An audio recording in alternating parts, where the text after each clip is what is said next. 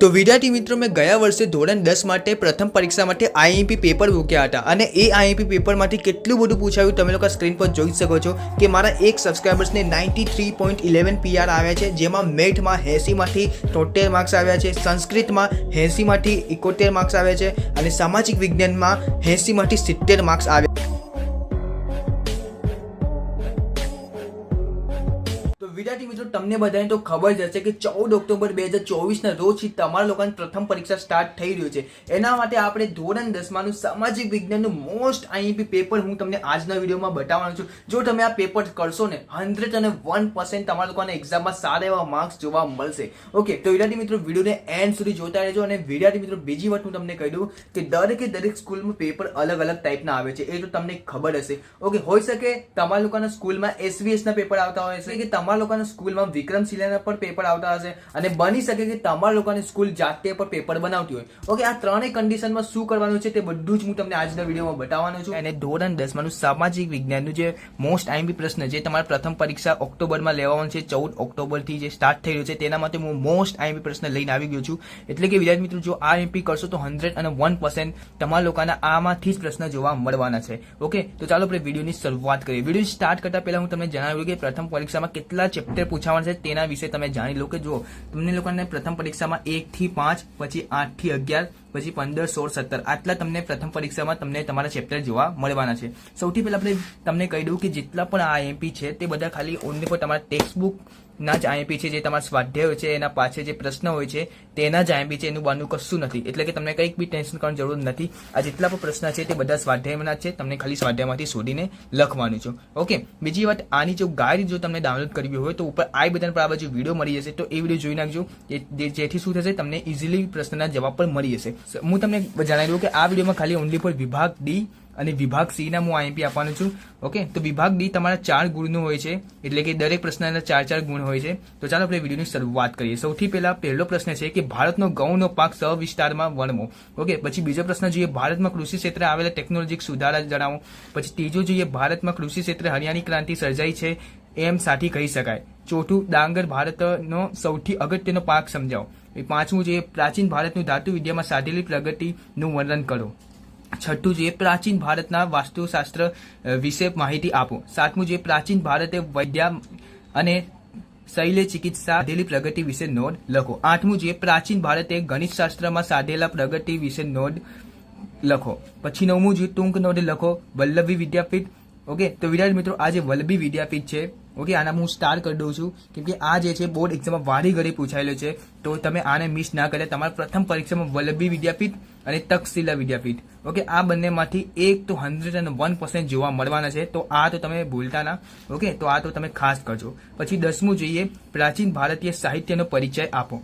Okay, હવે આપણે 11મું જોઈએ. ખાલી હું 15 જ આઈએમપી આપીશ, એનાથી વધારે નહીં આપવાનો. વિભાગ ડીમાં ખાલી 15 જ આઈએમપી છે, તો તમે જોઈ લેજો.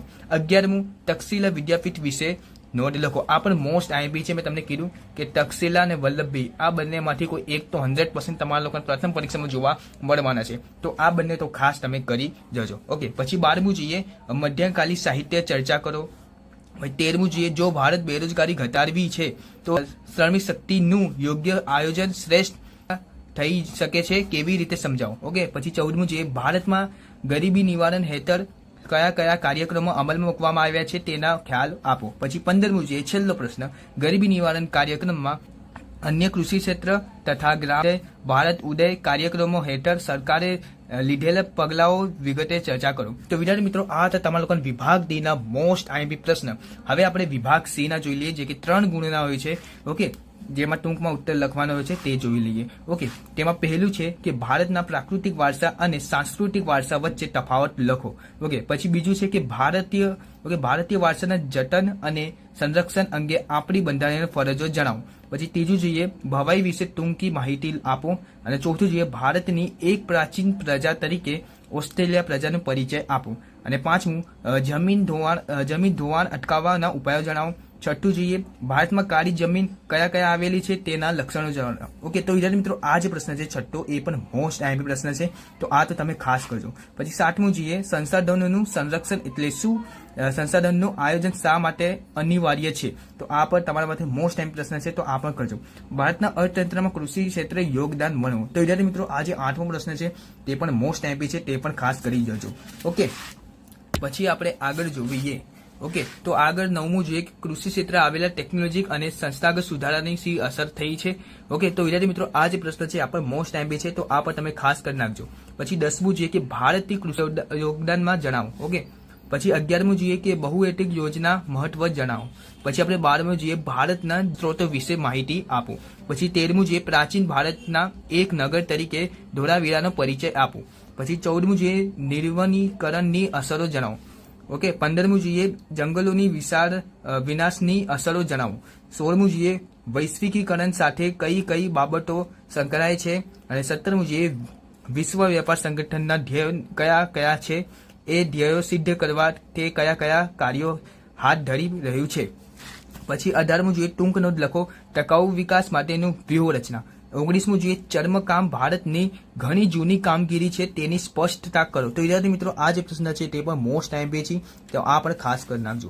20મું જોઈએ ઓકે ખાનગીકરણના લાભો અને ગેરલાભો લખો. આ પણ મોસ્ટ આઈએમપી પ્રશ્ન છે, તો આ પણ તમે ખાસ કરી લેજો. ઓકે, પછી 21મું જોઈએ ગુજરાતના આદિવાસી નૃત્ય વિશે માહિતી આપો. ઓકે, 22મું જોઈએ ગુજરાતી ગદ્ય પદ્ય સાહિત્ય વિશે નોંધ લખો. અને 23મું જોઈએ ભારતમાં વેદો કેટલા છે અને કયા કયા છે તે સમજાવો. તો વિદ્યાર્થી મિત્રો આ જે 23મો પ્રશ્ન છે આ તો ખાસ કરી નાખજો, મોસ્ટ આઈએમપી પ્રશ્ન છે. આ ઘણી વખત બોર્ડ એક્ઝામમાં પૂછાઈ ગયેલો છે, તો આ પણ તમે ખાસ કરજો. પછી 24મું જોઈએ મધ્યયુગના ઓકે મુગલકાલીન સાહિત્યનો પરિચય આપો. ઓકે, આ પણ મોસ્ટ આઈએમપી છે, તે પણ કરી નાખજો. 25મું જોઈએ અને છેલ્લો પ્રશ્ન તફાવત સમજાવો જાહેર ક્ષેત્ર અને ખાનગી ક્ષેત્ર. ઓકે, તો વિદ્યાર્થી મિત્રો આ તમારા લોકોને વિભાગ ડી અને વિભાગ સી ના આઈએમપી. તો વિદ્યાર્થી મિત્રો જો તમે આટલા આઈએમપી કરશો 101% આમાંથી જ બધું જોવા મળવાનું. બીજી વાત હું તમને કહી દઉં કે હું વિભાગ બી અને એ ના આઈએમપી નહીં આપતો, કેમ કે બહુ ટૂંકું હોય છે, તો એમાં તો આઈએમપી જેવું કશું હોતું નથી. એમાં તો બધું કંઈક પણ આવી શકે. ઓકે, વચ્ચેથી પણ ચોપડીમાંથી લઈ શકે છે વચ્ચેમાંથી, તો એમાં આઈએમપી હોતું નથી. છતાં હું તમને કહી દઉં વિભાગ એ અને બી માટે તમે શું કરો. ઓકે, તમને કશું નહીં કરવાનું, તમારું જે સ્વાધ્યાય હોય છે મારું સ્વાધ્યાય. ઓકે, તમે આમાં શું કરવાનું છે, મેં આમાં તો મોસ્ટ આઈએમપી આપી દીધા છે, કયા કયા કરવાના છે કયા કયા નહીં કરવાના. ઓકે, પછી અહીંયા તમને ખાલી જે અહીંયા લખ્યું છે જવાબ ટૂંકમાં લખો. તો આ જે છે ને ભાઈ ટૂંકા પ્રશ્નમાંથી જે 2 માર્ક્સમાં હોય છે, તો આ તમે ખાસ કરી નાખજો. આમાં જેટલા છે એ ઓલમોસ્ટ બધા કરી નાખજો. ઓકે, બધાની છે 4-5 જ હશે. ઓકે, દરેક ચેપ્ટરના એ તમે કરી નાખજો વિભાગ બી માટે. પછી વિભાગ એ માટે જે એમસીક્યુ પૂછાય, ઓકે, પછી જે જોડકા પૂછાય, જે ખાલી જગ્યા, જે ખરા ખોટા પૂછાય, એ તો ગમે ત્યાંથી આવી શકે. એટલે વિભાગ એ માટે આપણે આઈએમપી નહીં આપતા, બટ જો તમે વધારે કોમેન્ટ કરો તો એના માટે પણ આપણે વિડીયો લાવી દઈશું. બાકી વિભાગ બી માટે તમને દરેક સ્વાધ્યાયના જે ટૂંકા જવાબ હોય છે, ઓકે, ટૂંકા પ્રશ્નો લખવાના, એ તમે ખાસ કરી નાખજો. તો વિદ્યાર્થી મિત્રો બસ આજના વિડીયોમાં આટલું જ.